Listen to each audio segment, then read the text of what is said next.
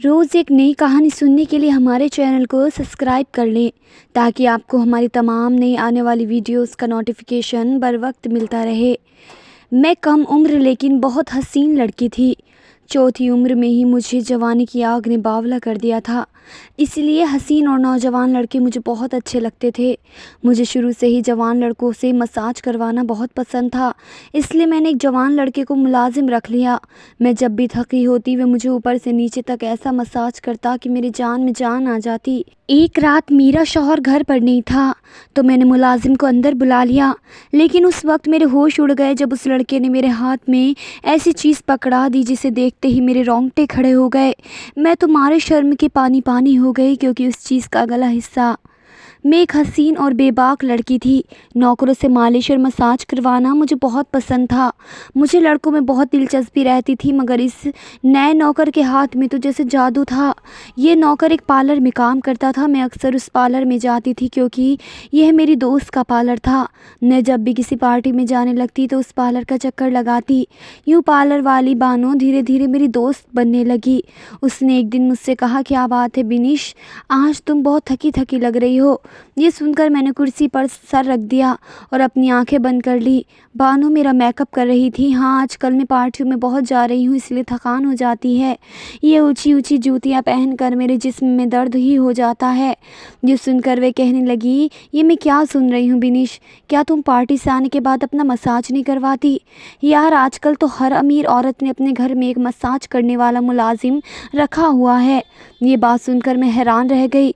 Massage करने के लिए भी अलग मुलाजिम होता है, मगर मैंने ये बात बानो पर जाहिर नहीं होने दी कि इस चीज़ का मुझे पहले से पता नहीं था। इसलिए मैंने लापरवाही से कहा, हाँ मुझे पता है, मैंने एक मुलाजिम है जो अक्सर मेरा सर दबा देती है। ये सुनकर बानो हंसने लगी और बोली, अरे भाई, मैं उस मसाज की बात नहीं कर रही, बल्कि मैं तो बॉडी मसाज की बात कर रही हूँ, जो कि सारे जिस्म को ना सिर्फ खूबसूरत जवान रखता है बल्कि पूरे दिन की थकान उतार देता है। ये सुनकर मैं चूक गई और बानो से कहा, हाँ हाँ मैं जानती हूँ, मैंने शायद ये एक बार करवाया भी था, मगर आजकल मैंने कोई अच्छा मसाज करने वाला नहीं मिल रहा, इसलिए बहुत थकन हो जाती है। ये सुनकर बानो ने मेरे कंधे पर हाथ मारा और कहा, अरे भाई, कमाल करती हो, तुम रोज़ मेरे पार्लर आती हो और कहती हो कि कोई अच्छा मसाज करने वाला नहीं मिल रहा। तुम कल पार्टी से फ्री होकर मेरे पास आओ, मेरे पार्लर की लड़कियां तुम्हारा ऐसा मसाज करेंगी कि तुम्हारी सारी थकान दूर हो जाएगी। ये सुनकर मैंने उससे कहा, अच्छा चलो ठीक है, कल मिलते हैं। अभी तुम मुझे जल्दी से तैयार कर दो, वरना तो मेरे शौहर ने बहुत शोर मचा रखा है कि तुमने बहुत देर कर दी आज। तो ये कहकर मैंने अपनी आंखें खोल दी और वह जल्दी जल्दी मेरा मेकअप करने लगी। मैंने बानो से बोल दिया क्योंकि मैंने कभी कोई मसाज करवाया ही नहीं था। दरअसल इससे पहले मेरा शौहर एक दफ्तर में मुलाजिम था और हम दोनों मियाँ बीवी अपने 2 बच्चों के साथ बहुत मुश्किल ज़िंदगी गुजार रहे थे। पार्लर जाकर मसाज कराना तो दूर, मैंने कभी पार्लर की शक्ल भी नहीं देखी, क्योंकि मेरे शौहर की तनख्वाह इतनी कम थी कि वे 1 तारीख को आती और 5 तारीख को ख़त्म हो जाती। बाकी का महीना तो हम उधार लेकर गुजारा करते थे। मगर फिर उन्हीं दिनों मेरे शौहर के दोस्त, उसने नया कारोबार करने का सोचा और मेरे शौहर ने पार्टनरशिप का कहा। मेरा शौहर सोच में पड़ गया कि वे इतना पैसा कहाँ से लाएगा। उसने ये बात मुझसे कही तो मैंने उससे कहा कि मेरा जेवर बेच दो। ये सुनकर मेरे शौहर ने कहा कि अगर कारोबार में नुकसान हुआ तो तुम मुझे इसका जिम्मेदार मत ठहराना। ये सुनकर मैंने उससे कहा, ठीक है, लेकिन अगर कारोबार चल पड़ा तो तुम मुझे उससे डबल सोना बनवा कर दोगे। यूँ हमारे दरमियान डील हो गई और मियाँ ने कारोबार का आगाज़ कर दिया, लेकिन उसने साथ साथ नौकरी भी जारी रखी। मगर जल्द उसे नौकरी छोड़नी पड़ी क्योंकि उसने अपना कारोबार चल निकला। यूँ हम रातों रात अमीर होने लगे। सबसे पहले हमने घर लिया और फिर गाड़ी भी ख़रीद ली। पैसे आने लगे तो शौहर के लोग हमें बड़ी बड़ी पार्टियों में बुलाने लगे। मैं भी पार्लर में जाकर तैयार होने लगी। उस दिन मैं पार्टी से आई तो मैंने सोचा कि बानो के पार्लर में चलती हूँ और उससे मसाज करवा लेती हूँ। मेरे पास पैसों की कमी नहीं थी और मैं चाहती थी कि अगली पार्टी में भी दोस्तों से कहूँ कि मैं तो थकान उतारने के लिए मसाज ही करवाती हूँ। ये ख्याल आते ही मैं पार्लर जा पहुँची, जहाँ बानो ने मुझे एक अकेले कमरे में लेटा दिया। फिर एक लड़की आई और मेरा मसाज करने लगी। पहले तो मुझे बहुत शर्म आई, मगर धीरे धीरे मैं इसकी आदी होती गई। मैं घर आई तो मेरी सारी थकन उतर चुकी थी। अब मैं जब कभी पार्टी से आती सीधी पार्लर में जाती और बालों का मसाज करवा लेती। कितनी आदी हो गई थी कि मुझे इसके बगैर नींद ही नहीं आती थी। लेकिन मसला ये था कि जब कभी पार्टी से वापस आती तो अक्सर इतनी थकान हो जाती कि पार्लर की तरफ भी नहीं जाया जाता। हालांकि मैं अपनी गाड़ी में जाती थी। ये बात मेरे शौहर ने सुनी तो वे हंसकर कहने लगे, एक वक्त वह भी था जब तुम रिक्शा का किराया बचाने की खातिर बाजार पैदल चली जाती थी, मगर अब तो तुमसे गाड़ी में बैठकर पार्लर तक नहीं जाया जाता। ये सुनकर मैं भी हंस दी और उससे कहा, वो दिन और थे, तब मैं गरीब थी मगर अब मेरे पास पैसा है। ये सुनकर मेरे शौहर ने कहा, तो फिर फिक्र कैसी, तुम पार्लर वाली को घर बुला लिया करो। ये सुनकर मैं खुश हो गई क्योंकि ये बात तो मेरे जहन में ही नहीं आई थी। मैंने इस सिलसिले में बानो से बात की तो वह कहने लगी, ये भी कोई बात हुई, तुम्हें जब भी मसाज करवाना हो मुझे कॉल कर दिया करो, मैं लड़की भेज दूंगी। ये सुनकर मैं मुतमईन हो गई और अब जब भी मुझे मसाज या मेकअप करवाना होता मैं अपने घर में ही किसी लड़की को बुला लेती। यूँ पैसे तो डबल लग जाते थे मगर मेरा काम आसान हो गया था। खैर मुझे कौन सा पैसों की कमी थी, इस काम के लिए बानो जितने पैसे मांगती मैं निकाल कर दे देती थी। इसलिए तो बानो मेरी दोस्त बनी हुई थी, वरना तो वे किसी आम औरत को घास तक नहीं डालती थी। शायद उसे पता था कि मैं पैसों के मामले में कंजूसी नहीं दिखाती। एक दिन बानो मेरे घर आई और मैंने उसे कहा कि तुम्हारी पार्लर की लड़की बहुत अच्छा मसाज करती है। वो कहने लगी, ये तो कुछ भी नहीं, मेरे पास तो ऐसे ऐसे खूबसूरत और तजुर्बे के लड़के मौजूद हैं कि उनसे काम करवा कर तुम्हारी सारी थकावट मिनटों में दूर हो जाएगी। ये सुनकर मैं हैरान रह गई मगर बानो से कुछ नहीं कहा क्योंकि मुझे बड़ी शर्म आई कि कोई मर्द मेरा मसाज करे। मगर एक दिन मैं अपनी एक और दोस्त सिया के पास गई तो उसे के कमरे में एक लड़का बैठा हुआ था। मैंने पूछा कि ये लड़का कौन है तो वह कहने लगी कि ये मेरा नौकर है। ये सुनकर मैंने उससे कहा कि फिर ये तुम्हारे कमरे में क्या कर रहा है, बाहर जाकर किचन में काम करे। ये सुनकर सानिया हंस पड़ी और मुझसे कहा कि तुम भी ना बहुत मजाक करती हो, ये किचन में काम करने वाले मुलाजिम नहीं हैं। मैं बहुत हैरान हुई। मैंने कहा, फिर कौन सा मुलाजिम है? ये सुनकर उसने मुझे बताया कि मेरा बहुत ख़ास नौकर है।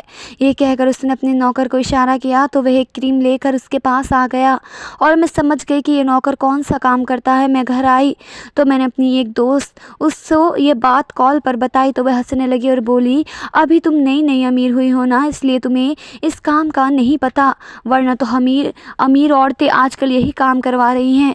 ये सुनकर मैंने उससे कहा कि मैं तो मसाज लड़कियों से ही करवा लेती हूँ, किसी नौकर से करवाने में मुझे बहुत शर्म आती है। ये सुनकर वह हंसने लगी और कहा, जब तुम ऐसा करवाओगी तो तुम्हें बहुत अच्छा लगेगा। ये सुनकर मैंने अपने कानों को हाथ लगाया और कहा कि मुझे ऐसा नहीं करवाना। फिर मेरे शौहर की कारोबारी मसरूफियत बढ़ गई और वह मुल्क से बाहर आने जाने लगा। ऐसे में मुझे अकेले ही पार्टियों में जाना पड़ता था मगर आती तो थक जाती थी और दिल करता था कि कोई मेरा मसाज कर दे। मैंने उस दिन भी थकी हुई थी, बानो को कॉल की तो उसने कहा कि आज सारी लड़कियां मसरूफ़ हैं, एक नौकर फ्री है, कहो तो उसे तुम्हारे पास भेज दूं। ये सुनकर मैंने उसे मना करने ही वाली थी कि उसने कॉल काट दी और मैंने अपना सर पकड़ लिया। ये बानो ने क्या कह दिया, मेरी बात सुनी नहीं और अपनी सुना के कॉल काट दी। मैंने बानो को कई बार कॉल की मगर उसने कॉल पिक नहीं की और उसका भेजा हुआ मुलाजिम आ गया। ये कमरे में आया तो उसे देखकर मैं हक्का बक्का रह गई क्योंकि वह कहीं से नौकर नहीं लग रहा था। वह बहुत ही हसीन और करियल जवान लड़का था। उसने मुझसे कहा कि मैं आपका मसाज करने आया हूँ। ये सुनकर मुझे बहुत शर्म आई मगर मैं अंदर ही अंदर उससे मसाज करवाना चाहती थी, इसलिए मैंने पहली बार एक नौकर से मसाज करवा लिया। वह चला गया तो मैंने सोचा कि बानो सही कहती थी, इस लड़के के हाथों में सचमुच जादू था। ये बात मैंने बानो से की तो उसने मुझसे कहा कि तुम चाहो तो ये नौकर रोज़ आ जाया करेगा, उससे मसाज के अलावा भी कई काम आते हैं। ये सुनकर मैंने हामी भर ली और कहा, ठीक है, उसे घर पर भेज दो। यूँ वह नौकर मेरे घर आकर रहने लगा। मेरा शौहर एक दिन कारोबारी मीटिंग से वापस आया तो पूछने लगा, ये नया नौकर तुमने रखा है? ये सुनकर मैं परेशान हो गई और उसे कहा कि हाँ, ये लड़का बहुत काबिल और ज़रूरतमंद है, इसे मेरी पार्लर वाली दोस्त ने भेजा है, इसलिए मैंने उसे काम पर रख लिया है। मैंने अपने शौहर से बहाना बना दिया। ये सुनकर वे कहने लगे, वैसे तो मैं किसी अजनबी को घर पर नौकरी रखने के लिए तैयार नहीं हूँ क्योंकि घर में जेवर और इतने पैसे रखे हैं, इसलिए तुम्हारे दोस्त ने भेजा है तो इसे रख लेते हैं। फिर भी तुम इस पर नज़र रखना क्योंकि मैं तो आजकल घर पर ज़्यादा नहीं होता। ये सुनकर मैंने अपने शौहर से कहा, तुम तो हर आदमी को शक की निगाह से देखते हो, ये नौकर ऐसा नहीं है। ये सुनकर मेरा शौहर मुतमईन हो गया मगर मैं घबरा गई क्योंकि मैं नहीं चाहती थी कि मेरे शौहर को ये बात पता चले कि मैं इस नौकर से मसाज भी करवाती थी। खैर जब तक मेरा शौहर घर पर रहा मैंने नौकर से घर के सारे काम करवाए लेकिन अपने कमरे में नहीं आने दिया। खैर नौकर भी घर के सारे काम काम करता रहा और मसाज वाली बात किसी के सामने नहीं निकाली।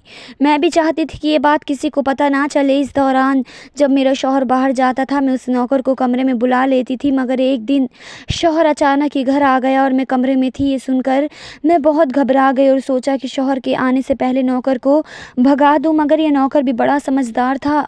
मेरे शौहर के आने से पहले दूसरे काम पर लग गया और मेरे शौहर को कुछ पता नहीं चला। मैं मसाज लड़कियों से भी करवा सकती थी, मगर इस नौकर के हाथ में इतना कमाल जादू था कि मैं इसे ही बुला लेती थी।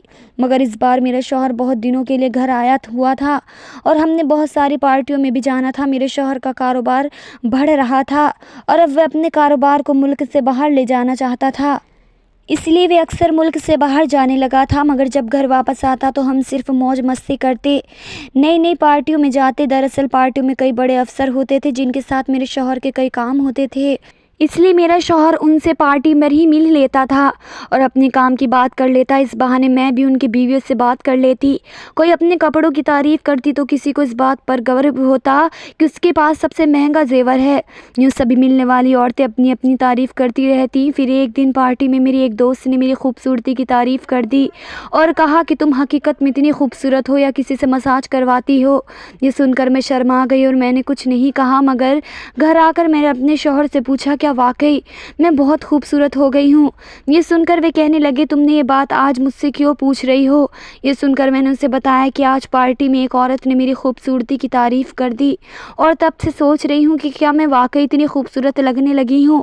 ये सुनकर मेरे शौहर ने कहा कि तुम हमेशा से ही इतनी खूबसूरत थी, किसी से तारीफ़ करवाने की ज़रूरत नहीं तुम्हें। ये सुनकर मैं बहुत शर्मा गई। जब नौकर मेरा मसाज करता था तो वह भी यही बात करता था कि मैडम आप बहुत खूबसूरत हैं। ये सुनकर मैं खुशी के मारे चुप हो जाती थी, जैसे मैं इस बात की आदी होती जा रही थी। इस मर्तबा मेरा शौहर ज़्यादा दिन के लिए घर आया था, इसलिए मुझे नौकर को बुलाने का टाइम नहीं मिल रहा था। वह बेचारा भी घर के कामों में लगा रहता था और मैं अपने शौहर के साथ पार्टियों में मसरूफ़ रहती।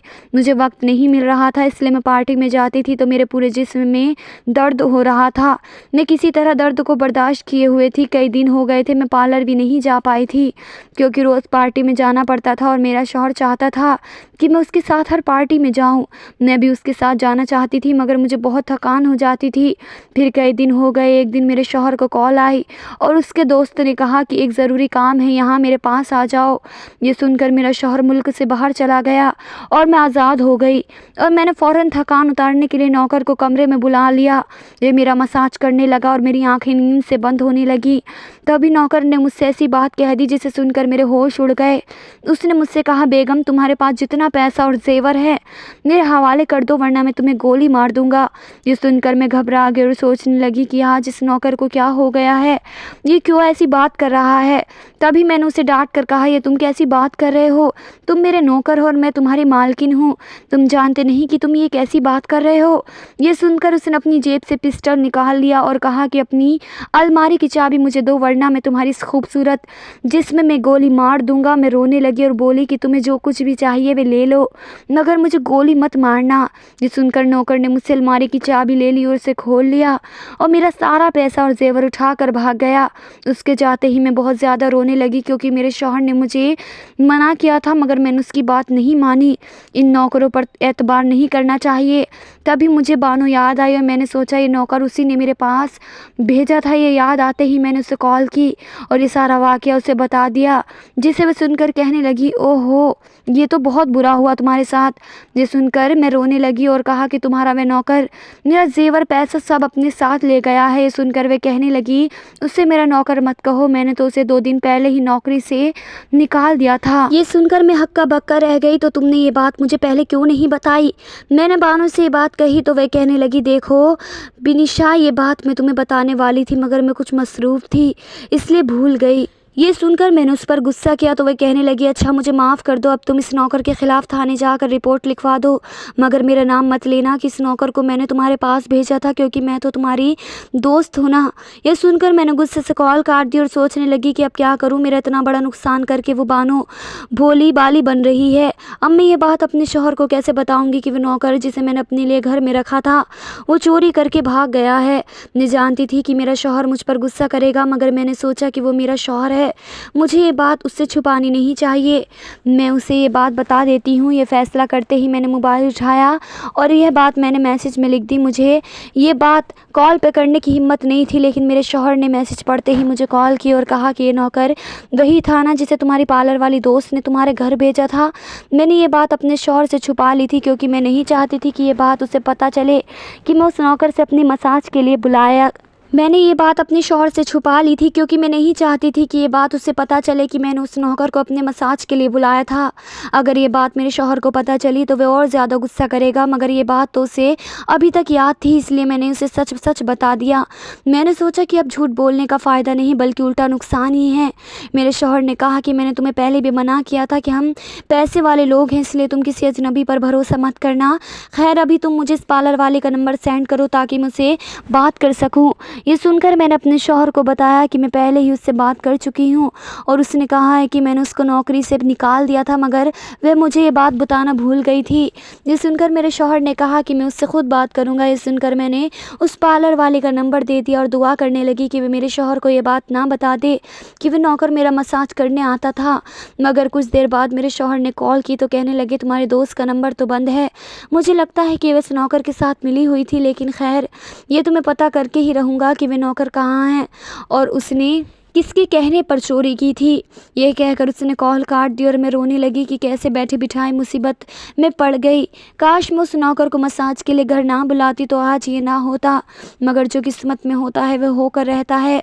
फिर इस वाक़े को 1 हफ़्ता हो गया और मेरा शौहर घर आ गया। मुझे लगा कि वे इस नुकसान को भूल गया होगा, मगर उसने घर आते ही मुझसे कहा हमें थाने जाना है, जल्दी से तैयार हो जाओ। ये सुनकर मैं घबरा गई और पूछने लगी खैर तो है। यह सुनकर उसने कहा कि ये तो वहाँ जाकर पता चलेगा। मैं डरते डरते थाने पहुँची तो आगे पार्लर वाली बानो और वही नौकर खड़े थे। पुलिस वाले ने मुझसे पूछा कि क्या यही वह नौकर है जिसने आपके घर चोरी की थी? मैंने हाँ में जवाब दिया तो पुलिस वाले ने हमें बताया कि बानो एक गैंग का हिस्सा थी। यह नौकर उसी टीम का हिस्सा है और ये मसाज के बहाने लोगों के घरों में चोरी करते थे और फिर वहाँ से भाग जाते थे, मगर इस बार आपके शौहर की वजह से पकड़े गए हैं। ये सुनकर मैं पुरसकून हो गई, क्योंकि मुझे मेरा जेवर और पैसा मिल गया था, लेकिन बानो और उसका नौकर पकड़े गए थे और उसको जेल हो गई। धन्यवाद दोस्तों।